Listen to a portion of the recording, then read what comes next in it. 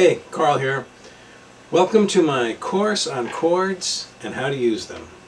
In this lesson, I'll be discussing two very important concepts. The first one is the concept of a chord's quality, and next we'll be talking about substituting chords. First, quality. The quality of a chord is its general overall sound, its flavor, its personality, its effect.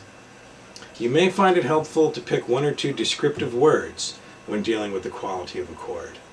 In music, there are three main types of chords: the major chord, the minor chord, and the dominant chord, or the dominant seventh chord.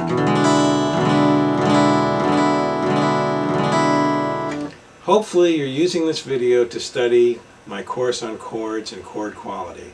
If you're in lesson 3 of that course, just below, you're going to see a nice interactive diagram. It says E major, E minor, E7, and there's some little buttons there for you to push to really get the sound of these chords in your ear. So I would suggest you pause the video and do that now. Okay, first the major quality. The major quality can be described as bright, strong, cheerful, powerful, happy, or consonant. Let's think of something like the Star-Spangled Banner.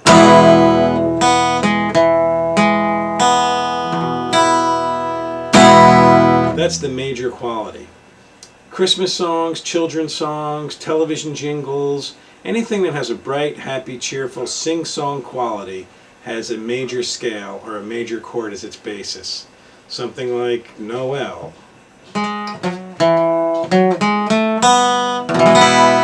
Or Twinkle Twinkle.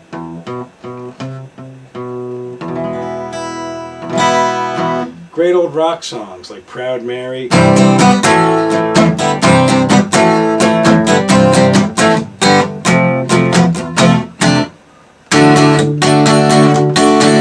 There's your major chord quality. Even something like All Right Now, all prosecuting the case of that major sound, that bright, happy, cheerful, strong sound. Like I said, Walt Disney songs, children's songs, Christmas songs, anything bright, happy, cheerful, strong, powerful, consonant. That's your major quality. A minor chord is the polar opposite of a major chord. If a major chord is happy, strong, bright, cheerful, and powerful, a minor chord is dark, sad, gloomy, mysterious, and mournful. Sad songs are minor songs. Think of House of the Rising Sun. That first A minor chord really colors the whole progression. And of course that is the sad song. Stairway to Heaven is quite a sad song.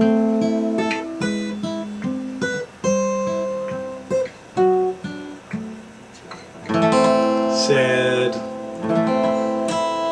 They can also sound kind of funky,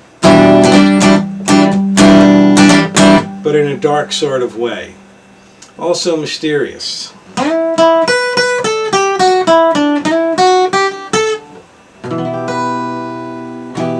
There's your minor quality. Dark, sad, mysterious, gloomy, mournful.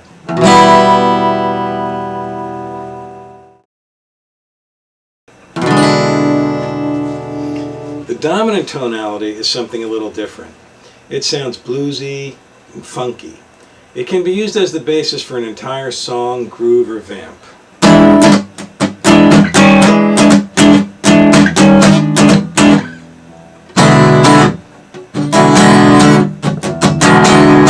A song called Funk 49 is a nice dominant song.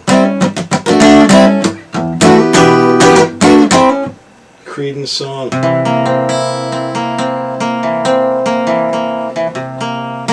There's a nice Beatles fill. All got that funky sound. The true purpose of a dominant chord, however, is to provide music and motion in music. Think of the dominant chord as dominating a particular key. For example, if I'm going to establish a nice little rhythm in the key of A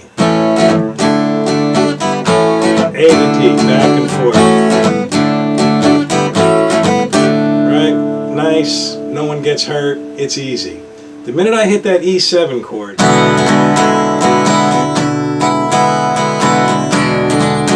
it's demanding something. It's insisting that I do something. That I return back to home base. Here's my E.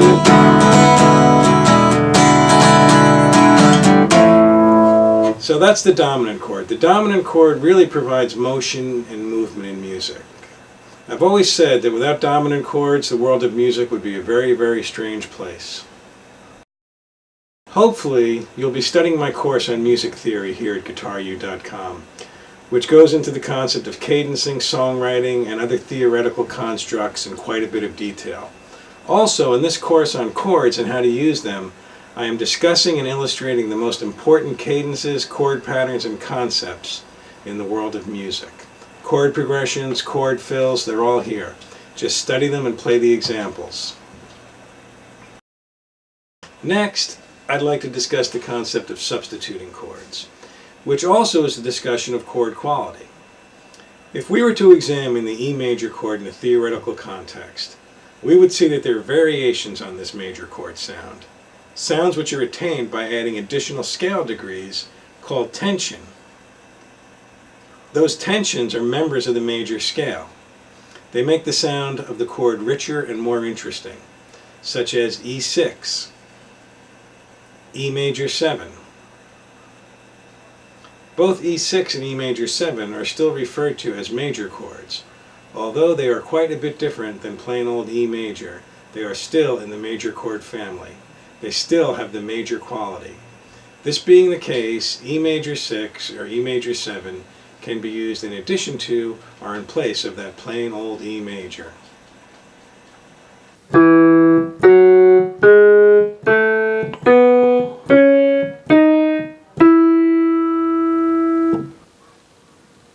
There you have an E major scale. Remember, every note in the scale is given a number, 1, 2, 3, 4, 5, 6, 7. As a quick review, a major chord is the first, third, and fifth notes of the major scale. In this lesson, we're going to be adding 6 to make a major 6 chord and 7 to make a major 7th chord.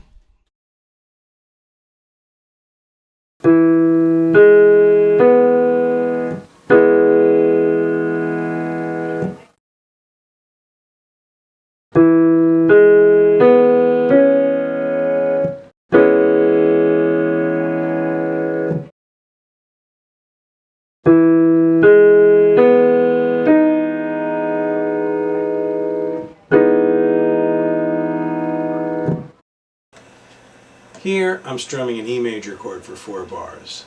1, 2, 3,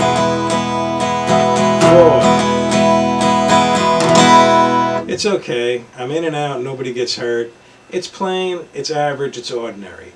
If I were going to add E major, then E major 7, then E major 6, and back to E major 7, it's more interesting. So let's take a little listen to that.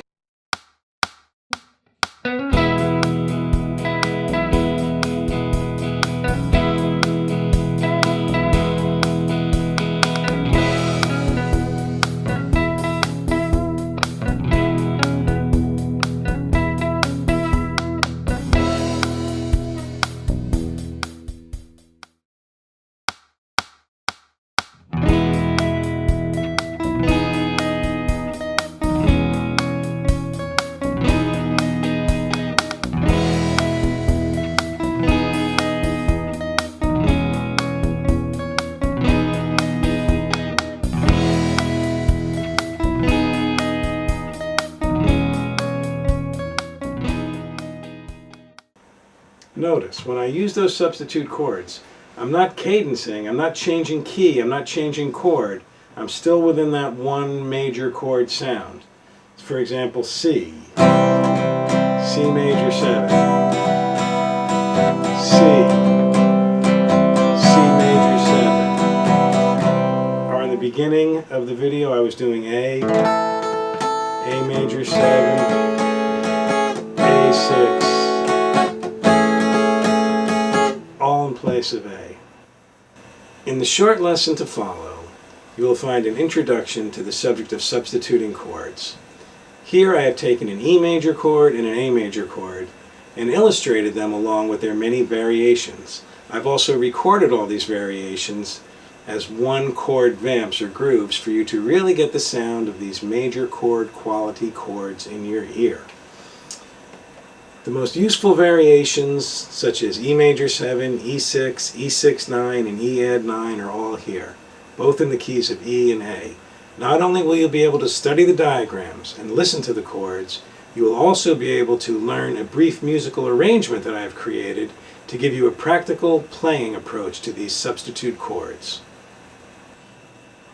Remember, this video is only helpful if you are studying my course on chords and how to use them, available at guitaru.com.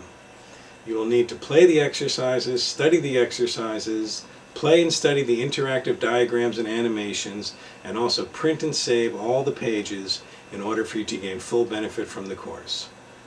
This is Karl. Thanks for checking out my stuff. I really appreciate your time, and I hope you're enjoying studying with me and spending time at guitaru.com, the best free guitar school anywhere.